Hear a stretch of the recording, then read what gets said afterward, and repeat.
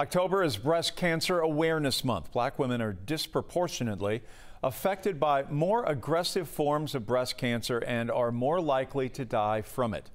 Teresa Bowles shares a personal story about how breast cancer has affected her family. Well, Jeff, my mom was diagnosed 2 years ago, and she and a family friend fought this together, and they're using their stories to make sure other black women don't put off getting checked.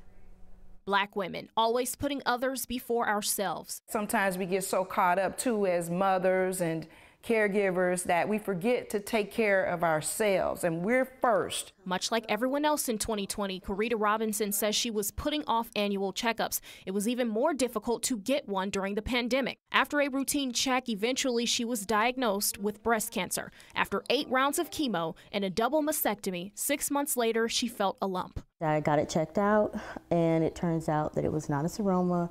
It was, in fact, cancer yet again. Then more chemo and more radiation. Just as things were getting back to normal, another curveball. Cancer, once again, had come back, and this time it has spread to my left lung. And when it's finally time for black women to start putting themselves first and speaking up, it can fall on deaf ears. Sometimes when we do go to the doctor, our concerns are kind of overlooked. And that was my experience initially. It's a common experience for black women. A study with the National Library of Medicine found high levels of discrimination in the medical field. By me being a medical professional, it also helps so I could be an advocate for my own health. My mother, Calvinia Bowles, has been a respiratory therapist for over 30 years. She's urging black women to take charge. She was diagnosed with triple-negative breast cancer, the same diagnosis as Robinson 1 year later. For the both of these survivors, had it not been for advocates in their corner, each other, and a support system, this journey would have been much more difficult. And their message to other black women is to make your health a priority,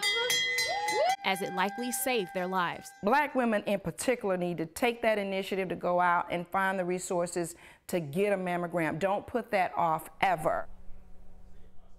I'm happy to report my mother and Karita are both still in remission and doing very well. And next week is the Georgia 2-day breast cancer walk. We'll have more information on that on 11alive.com. All right, Teresa, glad to hear they are doing well in remission.